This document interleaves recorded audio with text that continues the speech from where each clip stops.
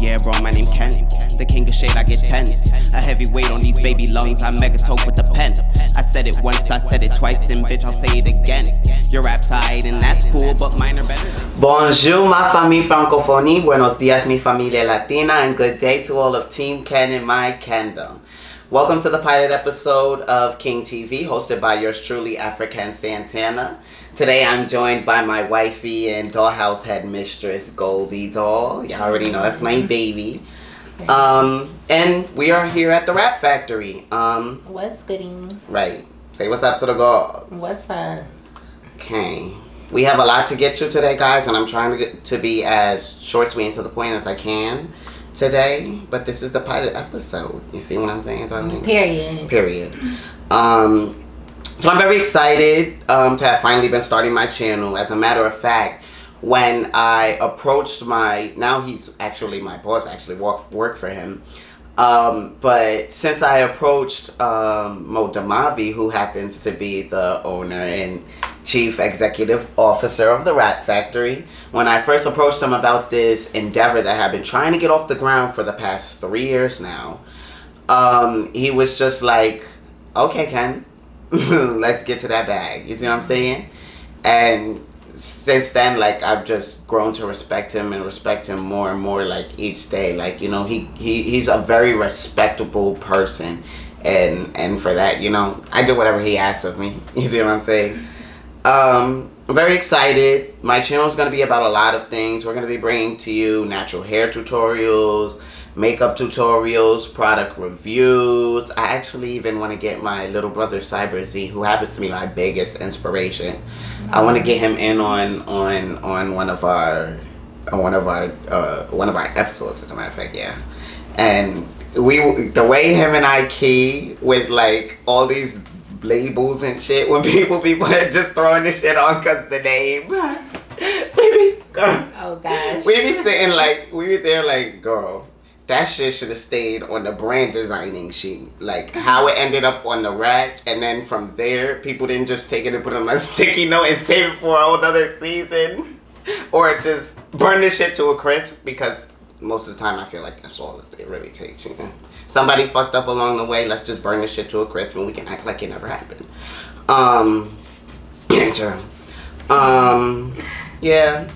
Product reviews, I told you guys, and hot topic discussions. Goldie and I feel like out of all my friends, we shady boots. It's not even that we're shady. I was about to say, it's not even that we're shady. We just can read. That's really all it is. Like, if you went to school, I'm not even gonna say that. If you went to school, period, learn how to read. And if you don't know how to read, the girls will teach you how to read. No, it's really no shade. 2 + 2 always equals 4. And at this point, we're reading and writing at the same time. Like, we be so here with it. Right. But yeah, out of all my friends, y'all know I surround myself with a bunch of females, because other butch queens and whatnot don't like me for whatever reason. Oh, I know why, but that's irrelevant. Yeah, out of all my female friends, her and I key the most, and I feel like our discussions would just be the juiciest. You see what I'm saying? So I'm definitely going to be bringing her in a lot. As a matter of fact, you guys are going to have the luxury of, when they all finally get their shit together, you're going to have the luxury of actually getting to experience the entire gaggle. You know, because we're a pack. You see what I'm saying? And sometimes some of the girls stray, you know, but they always in the pack. Right. Yeah, they always. It's really right. They know. And basically, I'm gonna be giving you just conversation on what it means to be the king of shade. You know, a day in the life of Ken, what I go through. I'm gonna be very vulnerable with you guys. You know, you're gonna be seeing me bring a lot of activism, especially like when it comes to like mental health, because that's just something that concerns me a lot. You know, it's something that I deal with. I'm always telling people, like, the majority of my craft outside of office work, I guess, like, outside of all of that, like, I dance to battle depression. I make music to battle depression. You see what I'm saying? I sing to battle depression. I paint my face to battle depression. That's all stuff I do to keep from going insane, because I at this point, like, Depression is real. Depression is real, and there's a lot of people I feel like that could relate to that. to depression in general. Yeah. So that's gonna be a good one. Right. Yeah, so I'm gonna be very transparent, so don't feel any type of way, or don't think I'm like going off the deep end. If you see me post a music video on Monday and then Friday I'm having an open forum discussion in my comment box on how niggas ain't shit or some shit like that. And that conversation could go on for so long. That's a conversation that could go on for. Yeah, but we're cigar bitches, so we don't sit up and whine about shit like that. So most likely you won't be getting some shit like that. The girls still feel it though. Yeah, bringing activism on mental health, LGBT life. That's a big one. Oh my God, Lord have mercy. Really we could really get into that, girl. Cause why the girls is still shady in 2019? I don't get it. It's supposed to be nothing but love, and we're just rays of sunshine. That's really why. When you're listen, I'm always telling the girls, shade comes from a very hurt place. When you're a happy bitch and you know how to throw shade, you're dangerous. And that's really what it gives with us. Like, that's what it gives. We're outside of my depression and whatnot. Like, don't let me get you fooled. I love the way I look. You see what I'm saying? I love myself. It's just I tend to feel lonely very easily. Like, and not necessarily. I could be in a room full of people and still feel lonely as fuck. You see what I'm saying? And it's very hard for me to explain that to somebody. Like, we're not even gonna get into that because I'll start bawling out in this bitch. But black life. Oh yeah. So God, forget the fact that I'm gay. I'm black and I'm gay. Lord have mercy, darling. We're not even gonna go there. Next. Cannabis. You'll see me talking a lot about weed. The majority of the people who know me know I am a medical marijuana patient registered in the state of New Jersey. I'm actually in the process of having that transferred over here. It's something that I'm into. You know, I watch a lot of Bong Appetit. I watch a lot of Viceland, period. But Bong Appetit happens to be like, oh no, I like the Untitled Action Bronson show too, but Bong Appetit is my shit. That's where they show you how to make can of butters, can of oils, use terpenes to infuse in your food. And y'all already know me. Like, I love to cook, so on top of that, like, you see what I'm saying? Lazy to cook. Yeah, He the cooker. I'm too lazy to cook. She's not lying. And you know what's crazy? Let me tell you something about the Goldie doll. This bitch is never anywhere on time.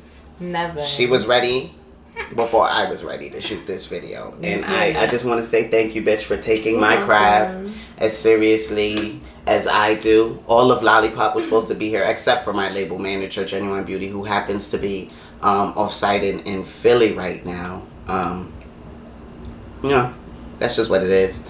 Now we're on to inspirations. So like I mentioned in the beginning of this video, I'm mostly inspired by my younger brother, Cyber Z. Like, there's nobody else on his, like, in his age range that is in his lane doing what he's doing. You know, as far as fashion is concerned. He made the paper. This is not even his senior year prom, but he made the paper in my town, my hometown, from his prom as a junior. You see what I'm saying? Like, he's all, like, I'm always telling people, like, not only is he an icon, but he's a living, walking, breathing statement, period. Like, he would retire Jaden Smith all the way the fuck out, and that's really no shade. But I've been told, however, that when my fro is out, I look like Prince, and which is not a bad thing, but, like, you know, right? Because Prince God was rest bad. the former king of shade. I don't know. And he was a sex symbol as well. You know, me being a siren myself. Mm-hmm. He was a darling. Prince was. I've been told when I have my afro set in and when I have my braids, I look like 21 Savage, which is crazy. Like, I don't know, like, I love Savage, but then when there was one specific picture somebody showed me, and it was like, you look like Savage there. I was like, oh shit, I do, and it was my first time ever, like, noticing that. And then I'm told all the time, not only do I sound like Cat Williams, but when I get my hair silk pressed, I actually look like him as well. Yes. That's crazy, you know, so that's whatever. I just want to do some shout outs, and I do this with every platform I'm given. They will tell you before I even start rapping at the showcases, I'm up there shouting out people and thanking people for the whole 10-minute set before I even start. I'm dead. But I do this for every platform because, again, as an LGBT artist, especially in hip hop, you're almost expected to see a lot of scrutiny and intolerance. But I'm blessed. I really haven't, and Goldie can even say this, I really haven't, experienced a lot of that. As a matter of fact, the Rap Factory is actually the home studio for Lollipop Guild Gang Entertainment. The only person out of the Fab Five who haven't been here is Fox. Mm-hmm. Fox is the only one who hasn't been here, as a matter of fact. So they know everybody at Lollipop for the most part. We're tight-knit, you see what I'm saying? And we've recently, started, building from, the blocks, the foundation with the family and everything. And we're loved here. We love the people here. You see, they're doing my channel. We all a big family here. Period. We all a big family here. Yeah, that's really what it is. That's if you came in on any given day, that's what you would read. No shade. I want to send a special thanks to Damavi. I mentioned him. Uno and the rest of the Rap Factory family for giving me this platform to showcase my talents. I want to shout out my homie Farai, Mo Dollars, the Black American Princess Noelle K. I know my bad. I recently did a few features with her. And we actually have more to come on actual original beats. We're actually prioritizing 2 new tracks right now. Got a lot of shit in the works. Yeah, we on our shit. It's Buggy, who happens to also be our CFO. He's here with us today. I want him to say hi.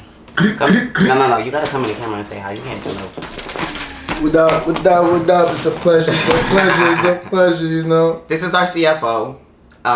And so far he's been doing his duties to the best of his abilities. Just a little son. Right, he's good. He, along with being our CFO, he is a recording artist himself. With everybody else I've mentioned, including Jade and Rob the Rich. There a bunch of artists here that I've just grown to love and respect.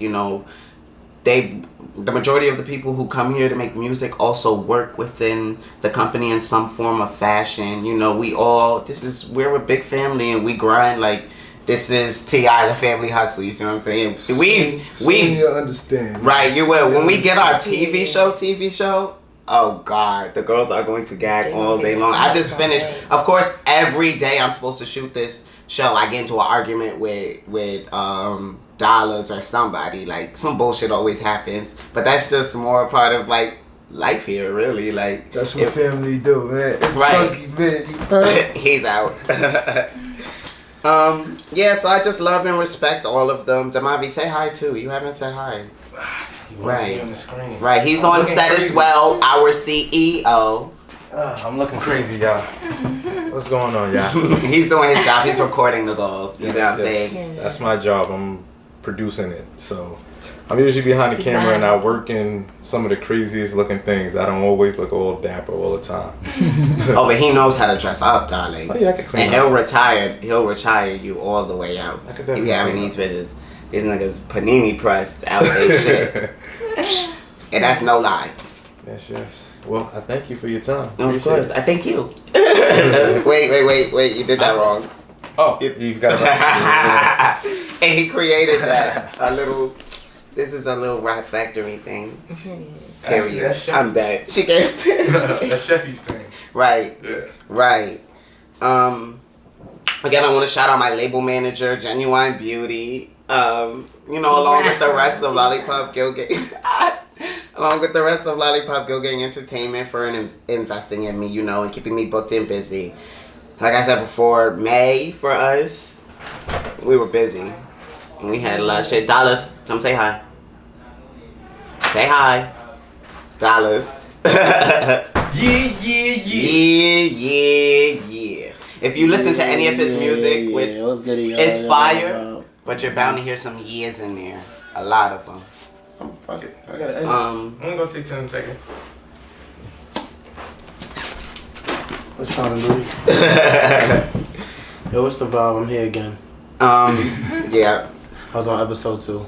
Right. They haven't seen episode 2 because technically we're shooting episode 1 again for the second time. We're going back. That's a whole nother story. We lost some footage, so we're doing this bitch all over again. But it's okay because it's actually better now because now I have Goldie, yeah. It's Goldie doll, baby. All these niggas know she wavy. Period. Yeah, so Dallas is our chief videographer and editor. He does so much for the company. I want to actually take this time out to personally thank him, for investing all of his hard work into the company. Every music video that comes through this bitch was done by him. And he's a part of film crew as well. You see what I'm saying? He hosts workshops on videography every Monday like he's supposed to, and he just makes sure he holds this shit down to the best of his abilities. Him and I got into it earlier because I felt as though I need to be a little more prioritized, but of course, I had to step away because I am very hard on them. I'm not just a recording artist here. I'm not just a YouTube influencer and personality. I work as the executive assistant and chief office administrator here, and we're just now bringing more people onto the team and whatnot. But I'm like, guys, we can work a little bit harder, but everybody's been burning themselves out, and I'm just driving them crazy at this point. So, maybe it is me. I'll take ownership over this shit. And we're just moving forward. We're just going to continue to progress. I will say, however, I was off-site this weekend at an event with Phoenix Entertainment. They actually had their grand opening. And that was a beautiful event. They gave me the opening set. It was a whole 10 minutes. I performed a good 4 tracks, and they loved me. I had bitches in there shaking their ass, niggas in there throwing their cash, all that good shit. Period. No, let them run. We're living here. Damavi's telling them to stop talking on my show, but it's okay because candidacy is the best part of King TV. The only thing scripted is the opening. We keep it real, right? Right. This is just how we. Period. That's how we move. Keep it real. Yeah, but I was off site and I came back and guess what? I found them and they were working, so I know we're going in the right direction because shit got done while I wasn't here. Yeah, I gotta go edit, alright? Look at him. See, already getting back to his duties. He did. Team Kingdom, that was just dollars. We actually did a feature or a City Girls Twerk remix too. You guys are gonna be able to hear that. Right. That's should be coming out soon. I want to shout out all the other artists on the label because that's where I was. I was talking about Lollipop Kill Gang. I want to shout out everybody else. Goldie, you already know Aaliyah Fox, Chanelica, Jade. You'll meet Jade if she doesn't come out here right now. I don't know if she wants to come out here and say hi to y'all. You go ask her. She's out here looking crazy. But that's why she should have prioritized this. Yeah, hey, let her know that. Period. You see, King TV started regardless. I want to shout out my project manager. I actually just brought on a new project manager on my team as well. But I want to shout out my current project manager who isn't just someone that's new. Don Christian, he's helped me necessarily maintain my quotas. He always tells me when I should release more music, and I usually do it before the actual date just to make sure I'm on top of things. But the structure, the themes, Roots the mixtape obviously is a bunch of just remixes and whatnot. That's simply for exposure, showcase how versatile I am in my field of rap or whatnot, but King EP is actually a trap EP. The majority of those beats are just trap, and it's something everybody's like, oh my god, Ken, trap is in, and I'm like, hip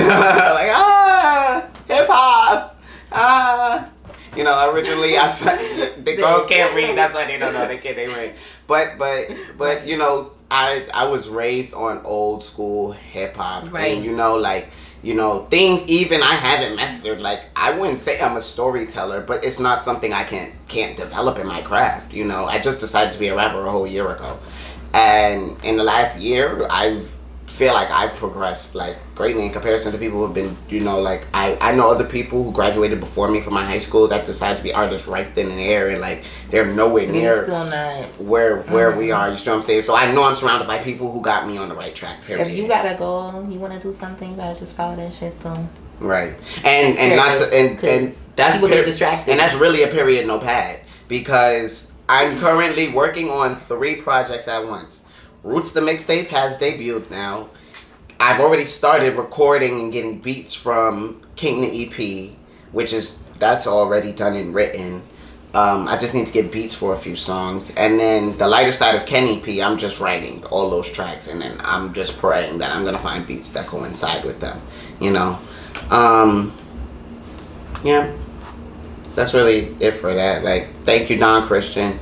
You can help me keep some form of structure to this shit, you know, making sure my themes line up with each other and I'm not just hopping from one thing to the next, you know, making sure there's some form of cohesion. Because if you let Ken do it up to me, I will be, and it's no shade, like, I will just keep going crazy on every fucking track. Like, you'll get more of my manic side, and he's always telling me, like, let them see more, you're softer. It's okay, you know, to tell your story, but, you know, that's that. Special thanks to Mel, Dutch, and Bars at Beloved Studios. Now, here's some real tea for the girls. When I originally decided to be a rapper last year, and if you go on my Kenting story on my Instagram page at _ThePerfectCanvas, and that's a period, no pad. I'm dead. Nope. You'll see that about 58 weeks ago, almost 60 weeks ago, I was at Beloved Studios, and that's when I was getting like ink. Now, for all of you who don't know, Tattoo Heaven versus Ink is the tattoo parlor that I used to work at. I had 3 shops at the time. They had one shop located on Fordham Road in the Grand Concourse, one shop that was on Fordham, and then one shop on 149 in the Grand Concourse, and that was the combo shop. It was also the overnight tattoo parlor as well. It was a music studio and a tattoo parlor all in one.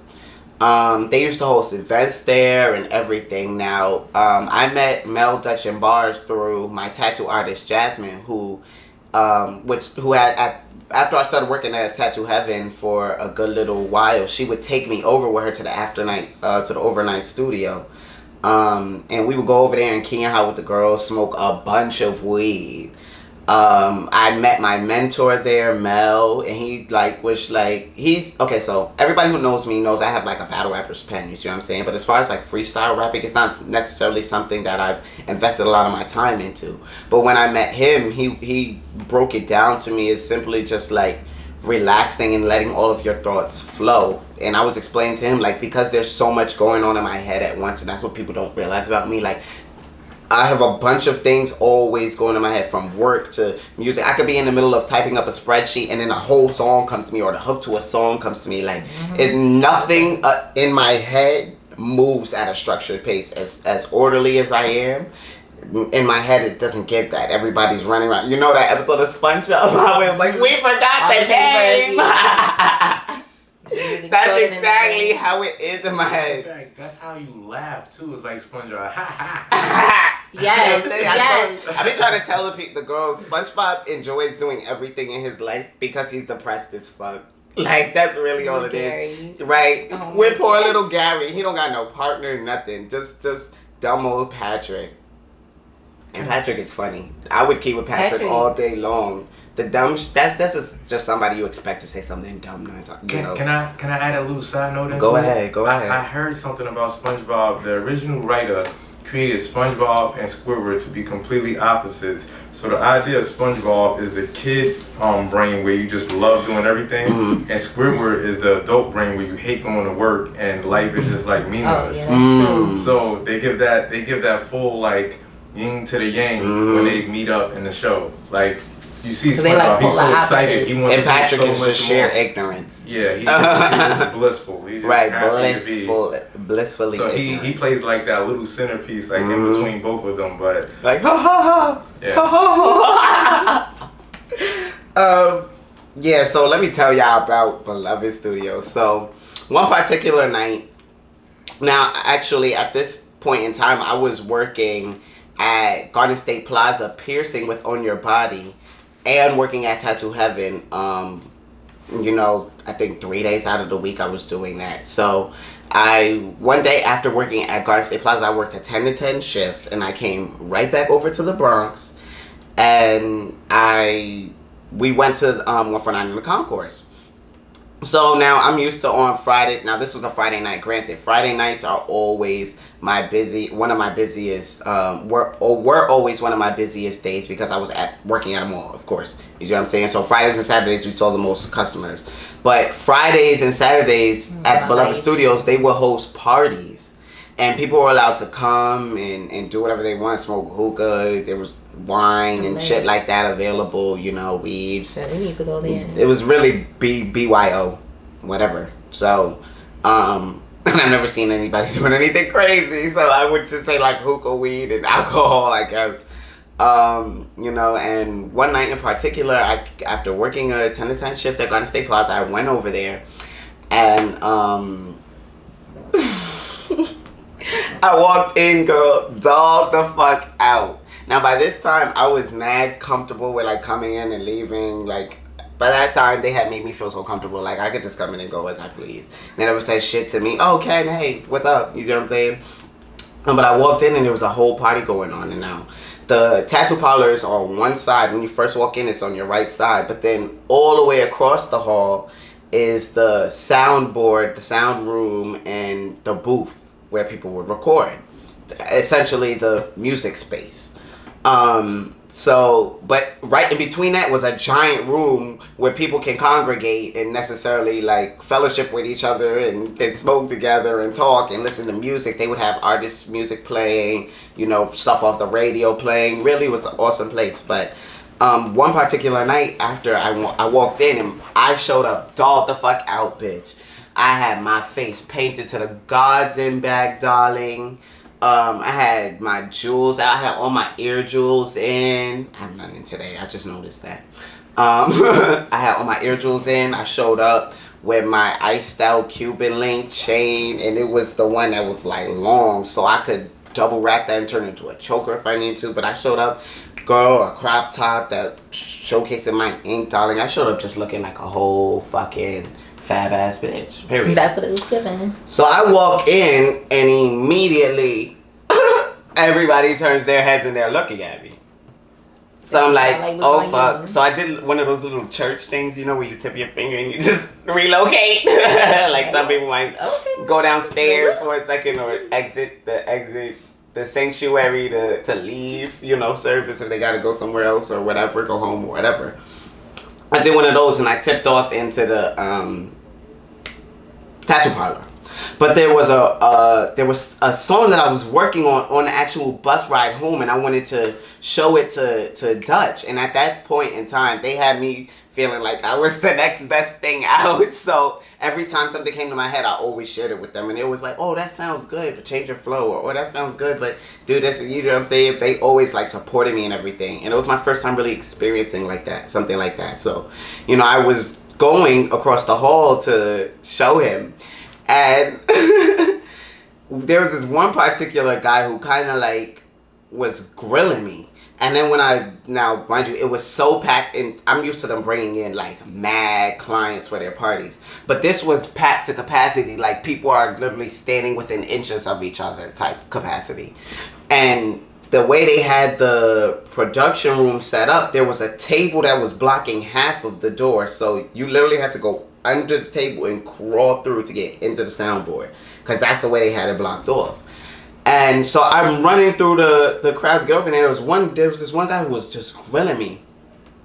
Yeah, so I would go there and just write all night long, you know, until like I felt as though I needed to go home and make sure I got enough sleep for work the next day, so I can come back and not be dog tired and falling asleep. And everybody knows I'm infamous for going out at night and falling asleep wherever the fuck we are. Goldie will tell you. Yes, when Ken, you tell him, Goldie.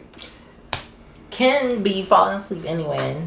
Like, no matter where we at, girl, you be falling asleep. This bitch be knocking out anywhere. I be like, no, we gotta go in somewhere, bitch. I be calling up anybody, like, you know, we gonna sleep at somebody's house. But right. Ken don't give a fuck. Ken be once I'm out, this bitch be knocking the fuck out. Once I'm out, and you can't even wake him up. I was about to say, once I'm out, I'm as good as dead until my body just gets up. Because people be telling me yo. I take this bitch places. He fall asleep. People be like, oh, your friend sleep. I'm like, your brother sleep. I'm like, wake up, Ken. Like, you see the worst sleeper ever. I don't really get rest. I cat nap. You see what I'm saying? I take my little pussy naps, and that's just all it gets. And that's what it gets. I'm just used to being on my feet all day and just constantly doing stuff. That's how I battle my anxiety. I just get myself busy, essentially. Yeah, thanks to Beloved, everybody at Beloved for their continued support of the Ken doll. You know, it's the dolls. It's the dolls, baby. Special thanks to the Hedrick Martin Institute for their continued support. Everybody knows HMI is fab at this point. And it's not even fab because HMI is fab. It's fab because we be going there. Shout out to HMI. Even if you're part of the LGBT community, if you need a place to go, please hit up HMI. And I'm gagging. HMI was fab even before I was going there, but I just added a lot more value. Because they got so much shit going on at HMI. I fucking love them. You know, oh my god, I've gotten so many a lot of times people are like, oh my god, Ken, you look so cute. Where'd you get that from? HMI Pantry, and it's no shade. HMI Pantry is like going to a fucking thrift store, darling, where everything is like cute. I have so many pairs of 2Exist underwear and 2Exist swim trunks. Y'all know how expensive them shits is? I got all them shits from HMI with the tag on it still in the bag, bitch, on the hanger. Like, girl, the girls be keying, but darling, makeup, lipsticks, lip glosses, mascara, they got everything, darling. From underwear to fucking toiletries. You need it, they got, and they ain't stingy either. That pantry is open every day. Thanks to the HMI cons, we recently did a production with Coach. It was a photo shoot / video shoot. They actually did it for the 50th anniversary of Stonewall. That's actually now up on their Instagram page. If you follow them on their official verified page, you'll find that if you scroll down, you'll see, you know, and at the dance clip, I'm actually in that clip, and I have my own little 15 gave second. a little vogue. I gave them a little bit of hands, you know what I'm saying? Let them see what they want to see for a second.